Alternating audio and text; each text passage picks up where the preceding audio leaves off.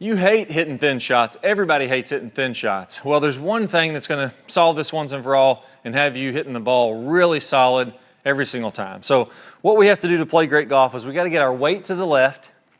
We have to have our hands leading in front, and then that's going to kind of smush this golf ball in the face. So my hands are in front, I'm hitting down and through, and I'm not releasing this golf club until out in front of the golf ball, meaning that the club head is lagging behind my hands as I'm hitting down. I'm trapping this golf ball against the face, and that divot's going to be in front every single time. That eliminates all those thin shots. And the great thing about this is if I come through impact this way, I can swing nice and easy and still get pretty daggone good distance. So here's a 6-iron. I'm going to feel like I swing pretty easy on this, and let's see how far it goes. There you go, nice little easy swing. Nice tight draw like I wanted, 195 yards carry. Rolled out to 202 with the 6-iron. I'm really pleased with that, couldn't be happier. Well, how do we train that? That's great in theory, Clay, but walk me through how I can get that impact and get rid of these thin shots, start compressing the heck out of it. Well, I like to use this wall drill. And you can use any wall in your house. This is what I love. You can do it at your house. You can do it anywhere there's a wall. You can take a cardboard box like this, is what I like to use sometimes too. So I got one of these trucks for my kid for Christmas, and it's a great little training aid here. So I'm going to set up this golf ball. I'm not going to actually hit this golf ball. This is a training routine I'm going to do. And I'm going to set up here to where this box or this wall is a little bit outside my left foot. So if my left foot was perfectly straight ahead toward the camera, the wall is about a club head width in front. Now this drill is going to be a little bit exaggerated, but that's exactly what we want to do. If anything, exaggerate a little bit too much and we can get even better impact, right, when we ease off of it. So I'm set up with the ball in the middle of my stance roughly, box about a club head width in front of my lead foot. If my foot is square, my foot is slightly open here, which makes it look a little closer. But from here, what I'm going to do is I'm going to practice coming through and hitting this box with my entire club at the same time. Let me actually move this to where my hand would miss this. There we go, just like that. I'm going to move this golf ball out of the way. We'll just have an imaginary golf ball here. But I want to go ahead and have my entire club hit this box at the same time. So I'm feeling some lag. I'm feeling my hands lead the way. I'm hitting the golf ball and the club hits at the same time. Well, if I stood up and flipped, so if I stand out of my posture, I kind of fall back and I flip, the club head hits it early. And you can immediately see how, yeah, the club head is way early there. That's from trying to push the club with the right hand. The sensation I want you to have to get this drill correct is to have that right hand bent back like that all the way through contact, and now you can see how that club would hit the box all at the same time. So from my grip to the club head. Now another piece of this to get this drill right, you want to come from the inside. So the last thing I want to do is come out here steep, have this club hit the box at the same time, but it's really not going to be a very good golf swing. I want to imagine here's my golf ball position. I'm coming from the inside, so I'm swinging inside out through contact. I can see how this would be a nice little draw, and then I'm hitting that. Another great checkpoint for this is making sure that the face is square when I do this. The last thing you want to do is have the face open as you hit this golf ball. So almost like I'm hitting a baseball here and I'm doing this to make contact.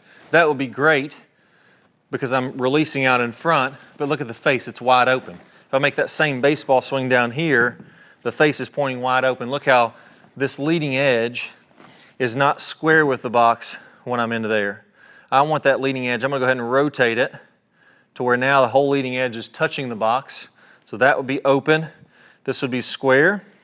And look what it does to my lead wrist. It bows that lead wrist just like you're seeing the pros do. So come from the inside, have the face square as you hit that box too. If anything, have the face a little bit closed. Almost draw it a little bit extra as you're doing this. Now third, if I'm going to hit down and through and get rid of those thins, I can't be falling back and hitting up into the box. So what I mean by this is if I get my weight on my right side and my low point would be back here and I'm hitting up into it, look how my club head is way up high on the box. I want to feel like I'm hitting down and through and my club is making contact as low on this box as possible. So if I fall back and swing up, I'm going to be doing this. If I hit down and through nice and solid, my club's going to be hitting lower down closer to the ground. So if I see my club hitting only about an inch off the ground, 2 inches off the ground, I know I'm doing it the right way. You really can't overwork this drill because it helps you just to feel what the release should be like and to get the ball to draw. Again, the biggest thing here is getting that club head to be square. I don't want to do this. That's the biggest mistake people make when doing this drill, have the face wide open. Now finally here, how am I even doing this? Well, I have to open my body. My head stays behind the golf ball, but my body opens up to reach the box. So I don't want to do this and slide in front of it. That's no good. That's going to be a steep over the top chop if my head starts to slide that way. If I imagine my nose being behind the golf ball and then I rotate everything into the box, that's what I'm going to feel like. So my weight shifts left, my body opens, but my head stays behind, and that's exactly what you're seeing with the top pros. So once you get that feeling and you follow those little checkpoints I gave you there, it's going to be really tough to not hit a nice tight little draw.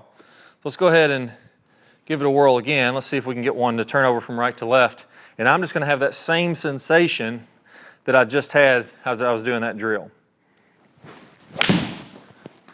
And I might have to start doing that a little more often. Hit that one pretty daggone good. So 6-iron 204, nice tight little draw there. Not going to do a whole heck of a lot better than that. Now, as I mentioned there, the number one thing is squaring that face.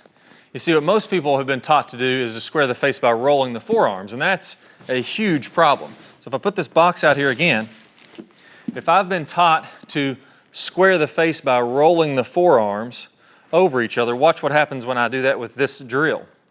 I square the face by rolling the arms. Yeah, the face is square here, but I've lost all my shaft lean. I've lost all my lag. I want to be there. So I square the face with my forearms, and now when I hit this box, it's going to be like that. The toe of the box, or the head of the club is going to be hitting the box first. I have to learn to get that bowed, squared up face from there and release into it. Now, when you roll the hands, the way most people do, that's the wrong way. The pros are doing it where they bow the wrist, they use the wrist in a very specific way. But until you get rid of that idea of rolling the forearms to square the face, it's really never going to work. You're going to be beating your head against the wall trying to figure it out.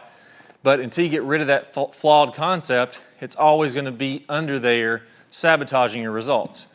Well, I'm going to show you what I call the anti-roll method. And that's exactly what I'm going to do there. Get rid of that idea of rolling it. I'm going to walk you through exactly what it is, how to do it, everything you need to know about it in this next video. I'm going to play a preview of that video here in a second. All you need to do to see that is go ahead and click the card.